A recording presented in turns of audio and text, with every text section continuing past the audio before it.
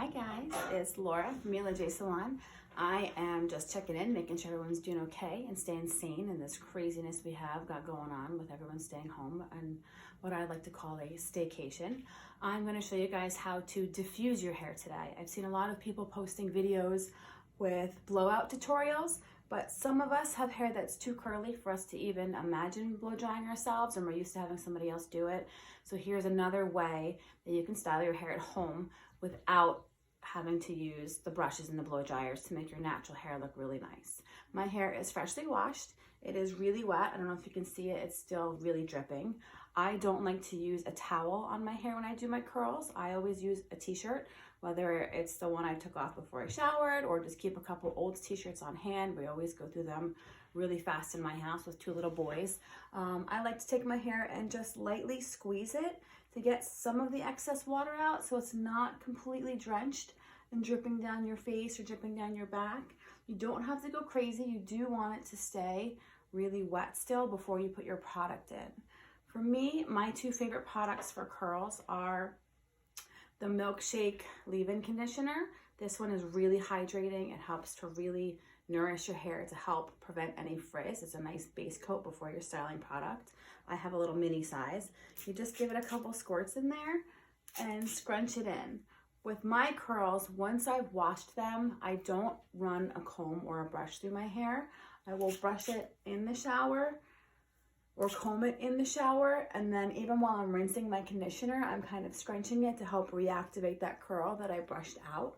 I know my hair is really short and I have an undercut, so my tutorial is going to be a little bit different. It'll be a little bit more time consuming when you're doing your own at home with your longer hair without the undercut.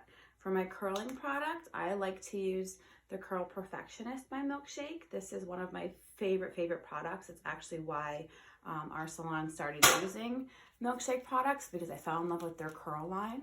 You put a squirt in your hand, rub it in your hands good so that way you don't have any clumps, and then just start scrunching it in.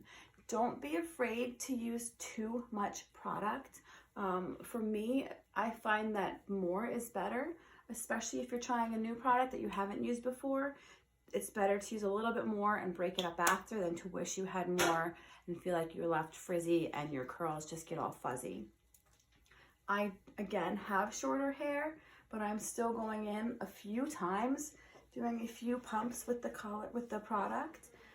You also want to make sure you're flipping your hair around when you're putting the product in, so that way you make sure you get every section of your hair. You don't want to get it all right here and then forget about back here, forget your sides and forget about the underneath. So really make sure you're going through everywhere. And you can, I don't know if you can hear it in the video, but my hair is kind of making like a squishing sound.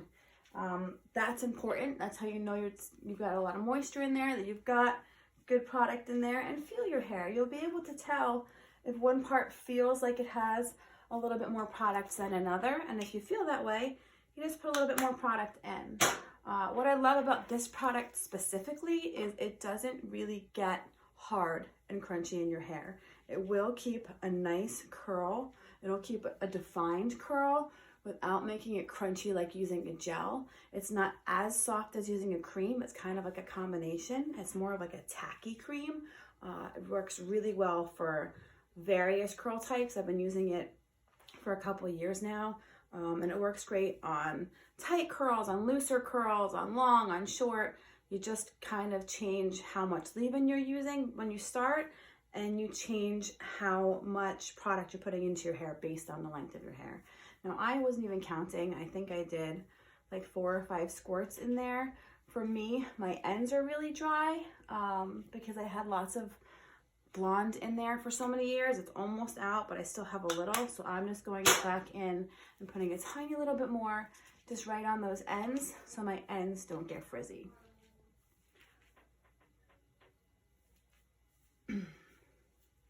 Now, obviously my blow dryer is going to get loud. I'm going to try and talk through this as much as I can. I might actually go through and edit it and voice over it to describe it better. We'll see how that goes. I'm a little bit new to the video world, so bear with me. Now, when I diffuse my hair, I use a diffuser on my blow dryer. Every blow dryer is different. You don't need a crazy expensive blow dryer to diffuse your hair. It's most important to have a nice diffuser. This one's nice and deep. It fits in there really nicely. I bought this blow dryer just for home because it has a diffuser, and that to me makes all the difference. When you are diffusing your hair, you generally want to keep it on high or medium heat, and then keep the speed or intensity of how hard it's blowing the air out on low or medium as well. You don't want to keep it on high for the blowing because it's going to blow your hair too much and make it frizzy. The point of the diffuser is to kind of diffuse and soften the airflow that's coming out of your blow dryer, and that way it keeps your hair more in place rather than pushing it all over the place like when you're doing a traditional blowout. All right, now I like to kind of grab and pull my hair into the diffuser, and you're gonna hold it for a couple seconds, basically until it gets too hot. When it's too hot for your head, you take it and you move it someplace else. While you're grabbing your hair, you're not clawing and scrunching really hard. You want to lightly grab just so you can get it into the diffuser and so you can get some air at your roots, not just on your ends.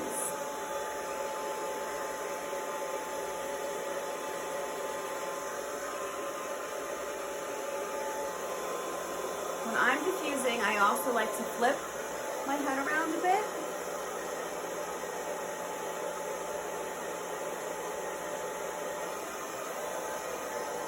For me, flipping my head helps me get a better curl. It helps me get better volume. I like volume with my curls. I don't like it to be flat to my head.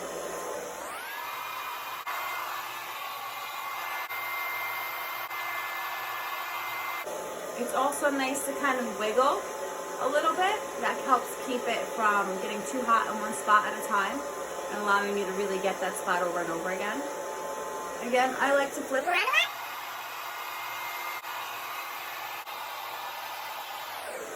Lightly grabbing and pulling so you can get into your roots.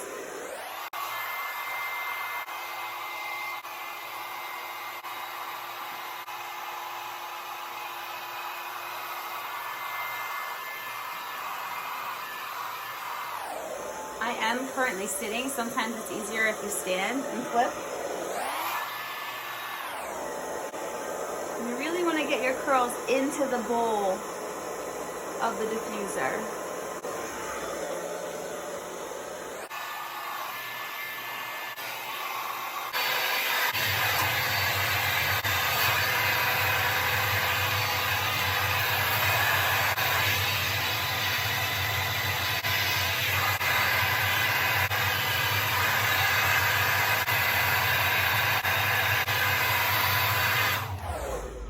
For me, with my curls, I like to flip-flop them around a lot. When I do wear my hair curly, I don't do a straight part in my hair. I feel that it helps the curl pattern stay more natural to leave it a little bit more messy. You can kind of take a whole curl and push it to one side or push it to the other based on what seems to be working for you if you don't want it to be too out of control and messy. When your hair is about halfway dry or 3/4 dry, that's when you want to start manipulating where you want your front especially to go, so that way it's not stuck in your face or it's not stuck out of your face too far, and then kind of work on softening your front a little bit.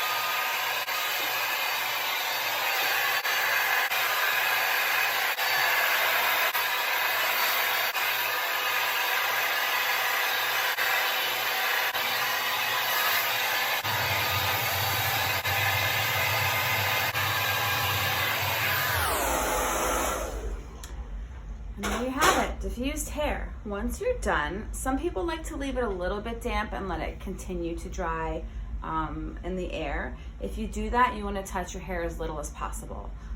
Once it is completely dry, you can go in if you want more volume, kind of go into your roots, slide your hands in, and give it a little bit of a shake. You don't want to constantly keep scrunching it. Every time you scrunch it, you end up damaging the natural curl pattern, and it creates frizz for you because you're destroying that S pattern that you have in your hair. You can go in and kind of lift it a little bit if you wanted to, if you feel like it's getting flat or frumpy, and that will kind of reignite it as well. Or again, just slide your hands in with your fingers spread and stay along your root of your hair and just give it a shake. And that will give you a lot of great volume. You can flip it and shake it, and that gives you amazing volume in your hair. So there's my quick little tips and my quick little tutorial on how to get your hair beautiful with your natural curl. If you have any questions, please feel free to message me or comment on the video. If there's anything else that you would like to see, or if you're having a hard time with anything while you're home handling your own hair, please don't hesitate to reach out. I love you all and I miss you, and I hope to see you soon.